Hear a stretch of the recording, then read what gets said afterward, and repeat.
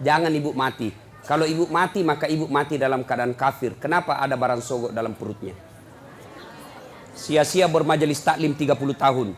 Sia-sia mengaji selama 10 tahun kalau ibu mau disogok. Bisa? Bisa.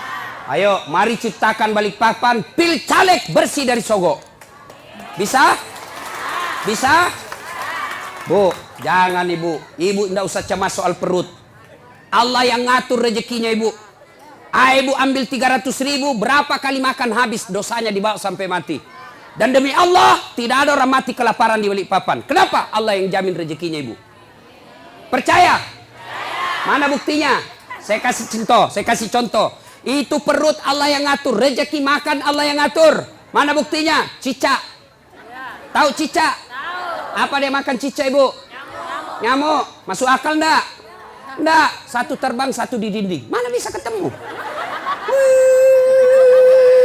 Di dinding cicak. Tidak bisa. Iya. Tapi lagu saya waktu kecil apa dia bilang? Cicak-cicak di dinding, diam-diam merayap, datang seekor nyamuk. Hap. Nyamuk yang datang. Lagu tidak bilang cicak lompat ke nyamuk. Jadi jangan sogok bu ya. Ya. Ibu datang pengajian-pengajian, kalau ada caleg yang undang, datang dengan niat dapat ilmu, bukan karena dapat jilbab.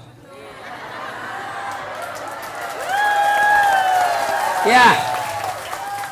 Kalau ibu niat dapat ilmu di akhirat kelak, Allah cari mana ibu yang datang karena pengajian mau dapat ilmu, ini hadiah dari kamu. Saya kasih kau hadiah surga. Tapi mereka yang datang karena ngejar seragam, ngejar sembako, ngejar jilbab, dia akan berkata kepada Allah, ya Allah, mana pahalaku pengajian?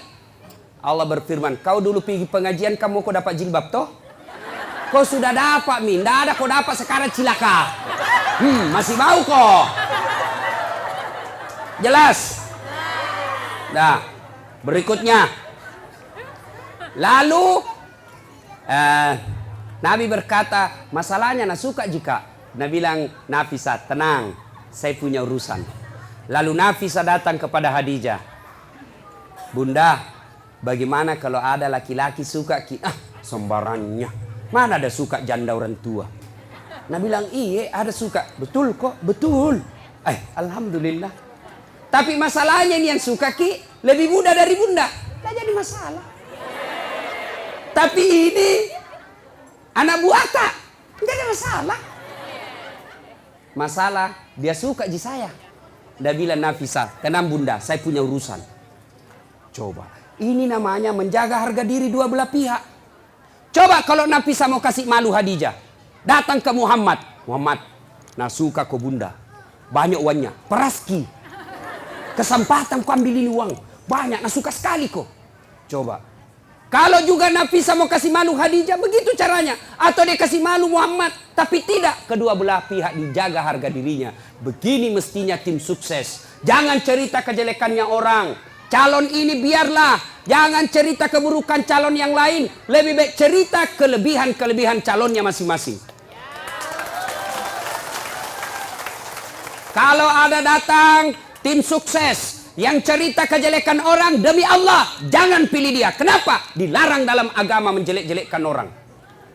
Bisa ibu? Bisa. Betul? Betul. 300.000 lewat. Sudah nikah. Khadijah 45 tahun, Rasulullah 25 tahun. Khadijah 40 tahun, Rasulullah 25 tahun. Selisih 15 tahun. Sudah. Setelah menikah, Khadijah sebelum menikah bu, Khadijah sebelum menikah itu kaya. Kekayaan beliau 22/3, lebih dari setengah barang-barang mewah yang ada di Mekah miliknya Khadijah. Bayangkan kaya. Tapi apa yang terjadi? Setelah menikah dengan Nabi, bangkrut, habis duitnya kasihan. Suatu kali Nabi tidur di pahanya Khadijah. Tidur di paha Khadijah. Tidur. Ibu-ibu sudah pernah kasih tidur di paha? Nah, ibu-ibu sudah pernah kasih tidur suaminya di paha? Bohong-bohong. Begitu suaminya mau dipakai, gendut sekali. Bagaimana suaminya kada selingkuh? Ibu kada tahu mengurusi. Nah, coba itu Khadijah, ibu. Beliau tidur suaminya. Lalu dia lihat-lihat suaminya dengan wajah yang lusuh, capek. Bukan jelek ya, capek. Kan kentara muka yang capek. Seperti mukanya Ustaz Dasad. Capek bu, capek betul. Dia bilang istriku, mama nyecek, kasihan suamiku. Matoa nih kasih. Sudah tidur.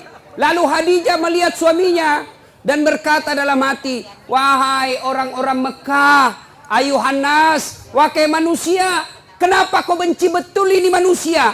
Dia lihat di suaminya, kenapa kau benci betul ini manusia? Tidak pernah bicara kasar, tidak pernah nipu kamu, tidak pernah ngambil barang hakmu, tidak pernah merugikan kalian. Ini manusia kok kamu benci? Khadijah sambil melihat suaminya, menetes air matanya. Pas menetes air matanya, jatuh di pipinya Nabi. Nabi terbangun dan melihat dan berkata, wahai Ummul Mukminin, ibunya orang Islam, kenapa kau menangis? Apa kau menyesal menikah sama saya? Tadi kau perempuan janda yang dihormati, sekarang kau dihina gara-gara suamimu saya. Apa kau menyesal karena tadi kau kaya, sekarang kau miskin? Khadijah berkata, tidak demi Allah. Saya tidak pernah menyesal menikah sama engkau ya Muhammad. Malah saya bangga engkau menjadi suamiku. Cuma yang aku pikir, saya sekarang sudah tua renta. Sebentar lagi ajal menjemputku. Hartaku sudah habis. Siapa yang akan menolong engkau nanti ketika ajal sudah menjemput saya? Orang tidak menghina kamu di Mekah. Orang masih malu menyerang kamu karena ada Khadijah, janda bangsawan Mekah yang disegani. Bagaimana nanti kalau saya sudah meninggal? Siapa yang tolong kamu? Siapa kasihan yang kasih bantu lagi kau keuangan? Lalu Khadijah berkata, ya Muhammad, andai saja besok saya meninggal, engkau kebumikan saya dan tulang-tulangku kau bisa jual untuk membantu dakwamu. Andai tulangku laku untuk kau jual untuk bantu dakwamu ya Muhammad. Cintanya Khadijah kepada suaminya. Kita ibu, bukan cinta naja suaminya. Baru 1 jam pergi suaminya menelpon, di mana kau pak? Ya kau lisu, pulang kau. Awas kau ndak pulang kau. Ini. Nggak ada di sini. Motor lolos. Bu. Halo ibu. Biar ibu jidatnya hitam sholat. Senin Kamis ibu puasa. Ngajar ngaji di TKTPA. Tapi ridho suami tidak ibu miliki, tidak bakal ibu masuk surga. Bahkan Nabi jelaskan, andai saja boleh manusia sujud kepada sesamanya manusia, itu istri saya wajibkan sujud di depan suaminya. Kenapa bisa Ustaz? Karena ibu harus tahu, kami laki-laki suami tidak boleh masuk surga sebelum istrinya dulu diperiksa. Kalau ibu rajin sholat, ibu rajin puasa, ibu rajin tadarus, suaminya peselingkuh, suaminya tukang judi, suaminya tidak sholat, suaminya pengedar narkoba, tapi ibu alim, muslimah yang baik, tidak ada urusan. Suami masuk neraka, ibu tetap masuk surga. Bahkan Nabi menjelaskan istri yang taat sama suaminya, padahal suaminya pembuat maksiat, kata Nabi, nih 7 surga kau masuki, tadkhulul jannati bisalam. Pilih kau ini 7 pintu surga mana kau masuki. Meskipun suamimu bajingan. Beda kami laki-laki. Suaminya ulama, suaminya penceramah, suaminya hafiz Quran, tapi istrinya tidak pakai jilbab. Suami istrinya suka pi bertetangga bertengkar, suaminya suka menghasut, suaminya suka ngambil kue kalau pi pengantin. Istrinya. Ibu-ibu Pak Doko yang selalu saya istilahkan ibu-ibu Columbus, kelompok ibu-ibu pembungkus.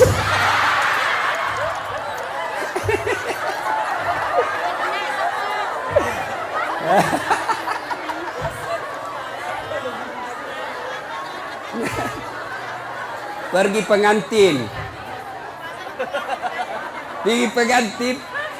Nasa ngogilo turung. Pergi membantu, padahal membantu kasih habis gue. Jangan Bu, tidak boleh ya Ibu. Majelis taklim tidak boleh Ibu Columbus. Nah ya, biar sepupu yang punya cara, kalau tidak minta tidak boleh. Nah, kalau istrinya durjana seperti itu, padahal suaminya ulama, demi Allah, tidak boleh di laki-laki masuk surga sebelum dia temani istrinya masuk neraka. Makanya Ibu, jangan sakiti perasaan suami. Susah jadi suami Bu, kami tanggung dunia akhirat. Ini suka dia takut-takuti suaminya. Kalau ada tamunya suaminya, dia tidak ngomong tapi matanya. Ada juga itu istri begitu. Dia pelototi mata suaminya. Ada begitu di sini toh? Ada, makanya ibu ketawa. Anu Ibu Di, saya izin dulu pergi sama temanku.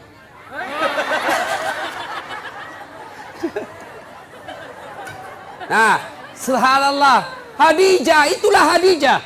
Karena waktu yang terbatas.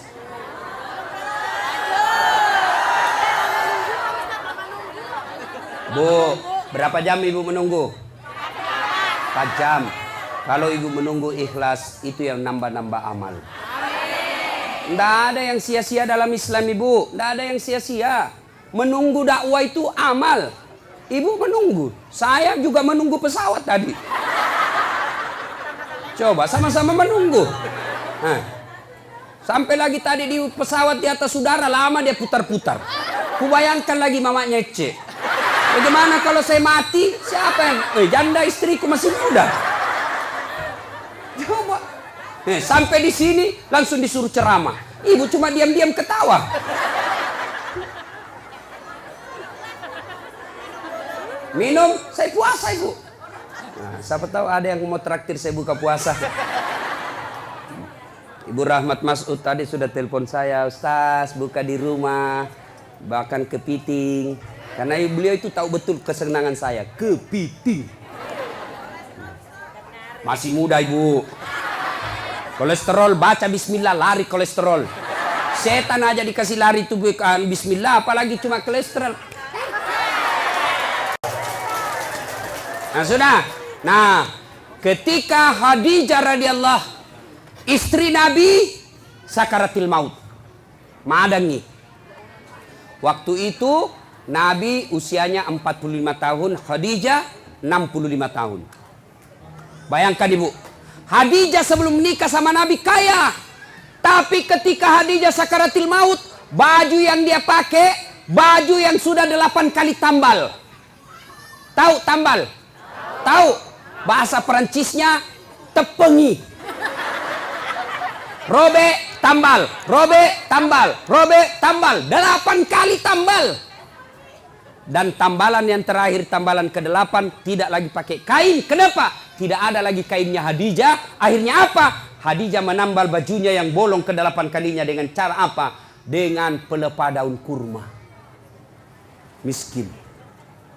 Ada kira-kira ibu-ibu mau begini? Kaya, sudah menikah, langsung miskin. Dia bilang, gara-gara kaum itu suami kau adalah. Saya banyak uangku tadi ku kasih miskin kah? Keluar kau dari rumah.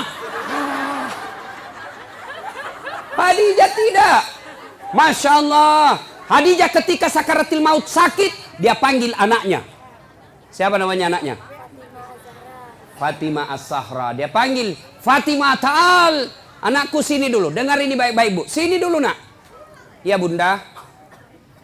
Sampaikan ke bapakmu dulu nak. Kau pergi mintakan Kak Serban. Tahu Serban? Tahu Serban? Itu seperti nak pakai Pak Nur Hadi. Serban. Tapi itu kan gaya-gaya. Tuh. Serban. Kata Khadijah, Fatimah, lo koyolo kuambokmu nak.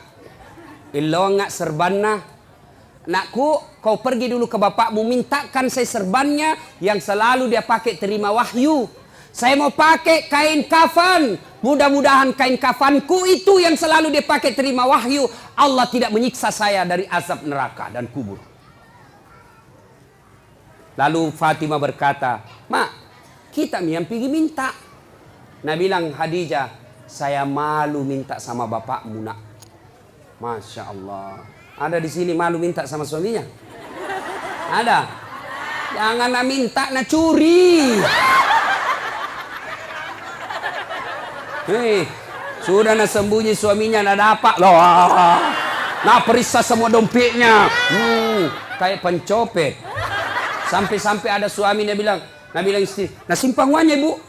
Dibawa bantal, dibawa tempat tidur, dibawa plastik, dibawanya lagi tuh dos-dos. Kan dibawanya lagi naik bungkus plastik 4 lapis. Dia bilang, dah apa istrinya? Langsung istrinya bilang, "Pak, uang apa ini?" Langsung dia bilang suaminya, "Uang sial." Maksudnya apa? "Baten aku sembunyi, kau dapat ji."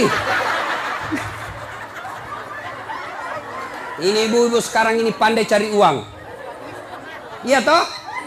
Pandai cari uang. Di mana saja disembunyi dia dapat semua. Khadijah, apa kata Khadijah? "Saya malu minta sama bapakmu." Bayangkan, habis hartanya untuk nopang suaminya, minta serban, malu. Bayangkan. Didengar sama Nabi. Dengar sama Nabi. Nabi lalu datangi istrinya. "Ya Ummul Mukminin, habis hartamu untuk bantu dakwah.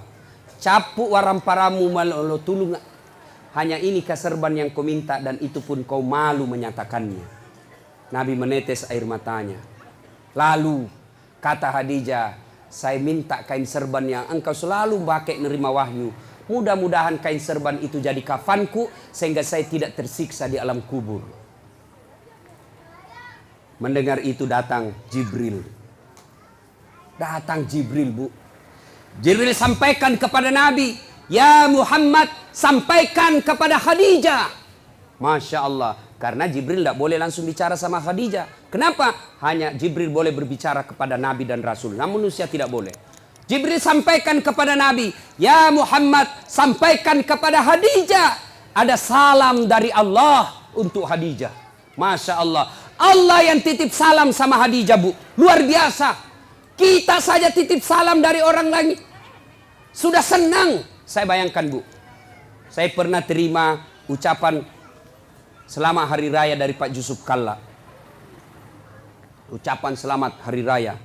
Istana Wakil Presiden Republik Indonesia dengan ingin menyampaikan selamat hari raya Idul Fitri, mohon maaf lahir batin.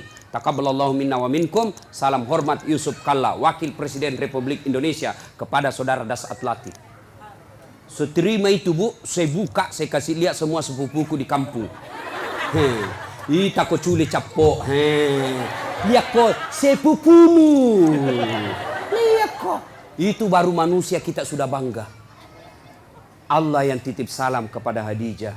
"Ya Muhammad, sampaikan ada salam dari Allah. Dan sampaikan kepada Khadijah, Allah sudah sediakan istana dalam surga." Subhanallah, sudah dalam surga istana lagi. Sampaikan kepada Khadijah, Allah sediakan istana untuk Khadijah yang terbuat dari mutiara. Tidak terbuat dari jamrud, tidak terbuat dari emas, tidak terbuat dari nikel. Terbuat dari apa? Nabi Jibril katakan terbuat dari mutiara. Kenapa? Khadijah punya sifat mutiara. Apa sifat mutiara? Ibu tahu mutiara? Hidup di dasar laut. Yang masuk ke dalam perutnya pasir. Yang masuk ke dalam tanahnya kerikil-kerikil. Tapi setelah masuk dalam perutnya Khadijah, perutnya mutiara, apa yang keluar? Tadi keluar pasir, tadi keluar kerikil-kerikil batu. Apa yang keluar setelah dia buka cangkangnya? Apa yang keluar? Mutiara. Artinya Khadijah tidak pernah cerita keluhannya kepada orang lain. Ini yang ibu-ibu banyak miliki sekarang. Suka cerita kelemahannya, suka cerita masalahnya rumah tangga kepada orang lain. Bahkan lebih aneh lagi, dia cerita kelemahan suaminya di Facebook.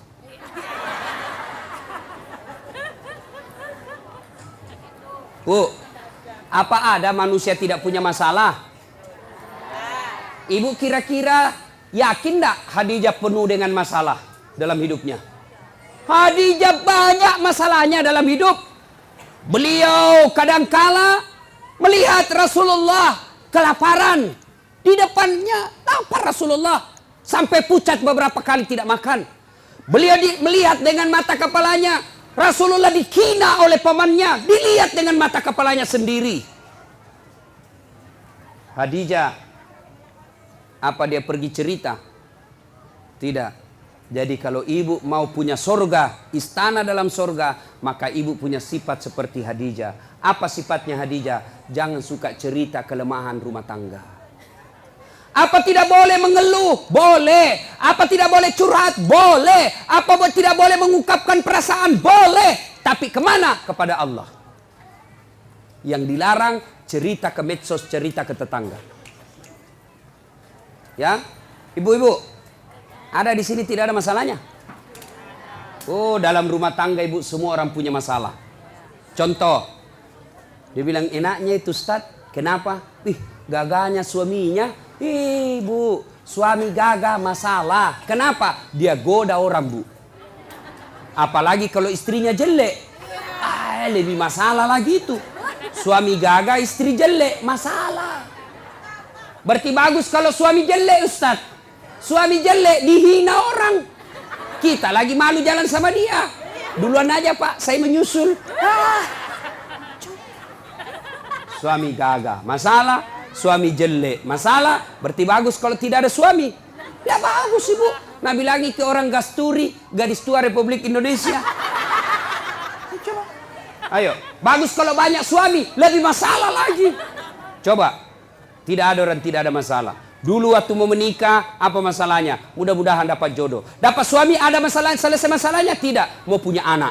Punya anak, selesai masalahnya? Tidak. Mau punya rumah. Sudah punya rumah, selesai masalahnya? Mau punya mobil. Punya mobil, selesai masalahnya? Tidak, bayar cicilannya. Maka Khadijah pun demikian. Tapi Khadijah ketika ada masalahnya, beliau ngadu kepada Allah. Kita ada masalah, mana? Ambil HP. Update status. Dia cerita semua jeleknya suaminya. Tidak kusangka kau begitu. Waktu kau dulu melamar saya begitu sopan. Sekarang kau kasarnya minta ampun. Semua teman Facebooknya tahu. Dia pergi cerita sama tetangganya. Suamiku kok gini ya. Dulu waktu masih di Pinang saya, dia pacari saya. Sopannya, hati-hati dek. Pelan-pelan dek. Ada batu di depan, hati-hati. Itu waktu masih gadis. Sekarang sudah anak punya 3, tahan tuh kakiku. Dia bilang, di mana kau simpan matanu dong? Nah, jangan cerita kejelekan suami ke orang lain. Lebih mana? Ngadu kepada Allah. Ya Allah, begitu baik suami saya dari tahun pertama sampai tahun 10. Setelah ini ya Allah, setelah terpilih jadi anggota DPR, setelah bagus rumahnya, setelah bagus dia punya mobil, sepertinya dia mulai terpikat sama wanita lain. Ya Allah, bukan saya, Bu. Bukan juga Pak Nur Hadi. Ya Allah, Engkau yang menitipkan rasa cinta dalam hati suamiku. Pelihara cintanya kepada aku ya Allah. Jangan Engkau palingkan hatinya ke orang lain. Buat dia pusing kepalanya kalau dia tidak lihat saya 24 jam. Boleh doa begitu, Bu. Ngadu kepada Allah. Ya Allah, saya lihat suamiku makin hari makin kasar ya Allah. Aku tidak mampu mendidiknya ya Allah. Tapi Engkau yang beri hidayah. Berikan hidayah kepada suamiku ya Allah. Supaya dia menjadi suami yang menjadi imamku dunia akhirat. Jangan pergi cerita sama tetangga. Itu suamiku pelitnya nah. Sudah pelit kalau tidur ngorok. Sudah itu keluar lagi nyiurnya. Beleng-beleng. Kamu dicerita. Bertengkar sedikit langsung sudah telepon mamanya di Sulawesi. Mak, suamiku begini. Jangan. Minta pertolongan Allah. Allah cuma minta ud'uni astajib lakum. Minta kau kepadaku, saya yang selesaikan masalahmu. Ayo, minta berdoa kepada Allah. Dan berdoa tidak harus bahasa Arab. Ada yang selalu bilang, Ustaz, apa doanya? Suamiku ini sudah mulai lain-lain. Doanya, 1, perbaiki pelayanan. Ini rahasia laki-laki, Bu.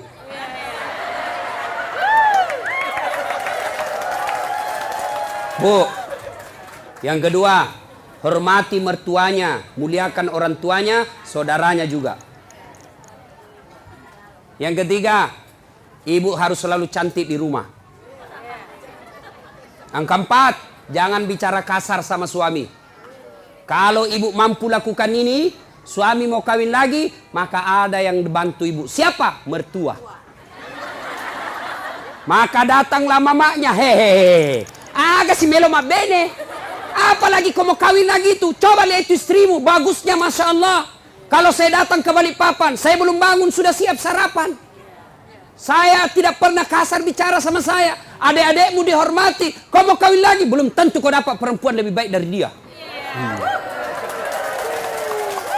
Tapi ini nah, datang mertuanya kasar ngomong. Baru tiba dia bilang, kapan pulang ibu? Pintu bunyi terus, pak. Tidak pernah dihargai saudaranya. Maka begitu pulang kampung ke Sulawesi, apa nak bilang mamanya? Nah, saya kasih sekolah kau itu tinggi-tinggi supaya nak hormati ke orang. Kenapa justru istrimu tidak hormati kau? Apa itu istrimu itu? Tidak nak hargai saya, tidak nak hargai saudaramu. Padahal kau yang carikan uang. Sudah nih, kawin sama kau lagi. Kalau perlu sembunyi-sembunyi kau saja. Masih mau kau? Tidak. Itu laki-laki bu terbantu perempuannya. Ini rantasa kita di rumah bajunya seadanya, pakai daster tinggal sebelah,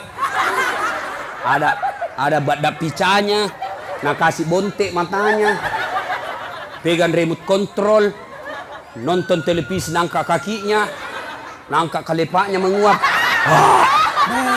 Bagaimana suami tidak stres? Nah kira King Kong. Yang ketawa, saya seriusin ibu. Hancur ibu-ibu ini hancur. Ya, coba kalau datang suami ibu saupan. Assalamualaikum kakandaku Arjunaku. Dia bilang suaminya, waalaikumsalam adindaku Sri Kandiku.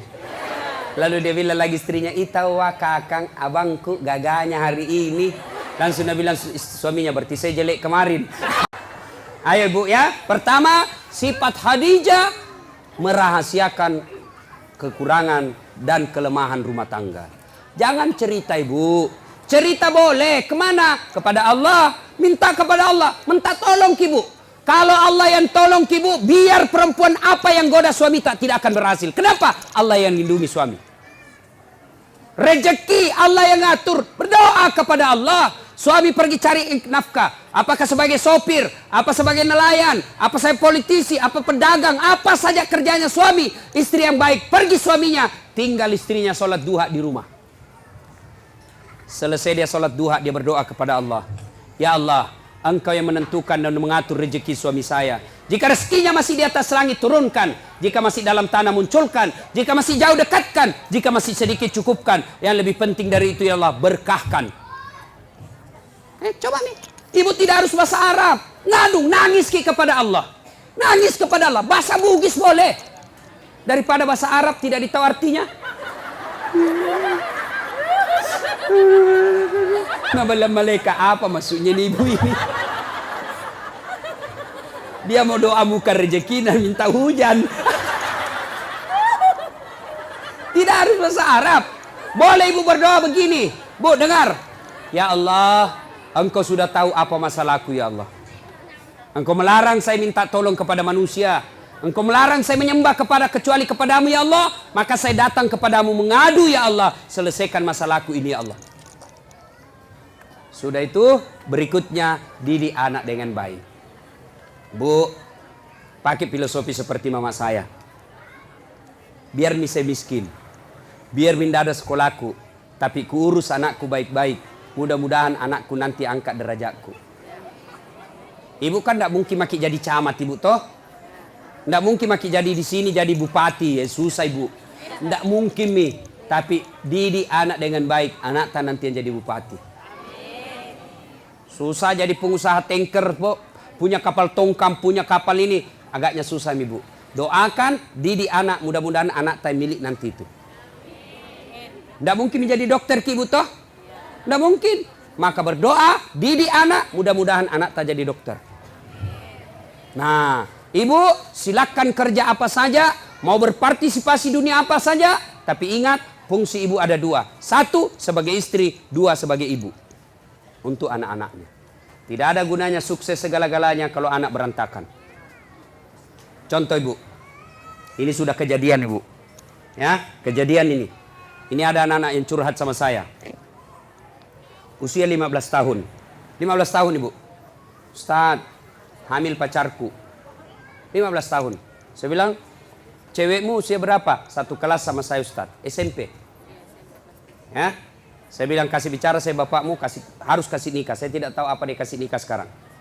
Lalu saya penasaran, berapa mi perempuan kau kasih begitu? Dia bilang sudah 5 Ustaz, baru pini hamil 1. SMP bu, kelas 5, 15 tahun. 15 tahun. Lalu saya tanya, bagaimana caranya? Tidak masuk akal. Kau di mana? Kau masuk hotel kan ditahu kau masih kecil. Apa dia bilang? Di rumahnya itu perempuan saya kasih gitu Ustaz. Saya tanya, kenapa bisa? Dia bilang, saya sudah tahu jam berapa orang tuanya tidak ada di rumah. Maka ibu, tidak ada gunanya ibu cari uang kalau rumahnya ibu tempat tidurnya anak gadis tak yang dibelikan mahal-mahal, dibikinkan kamar, kasih AC, kasih kipas, lalu anak laki-lakinya orang tiduri anak gadis tak di rumah.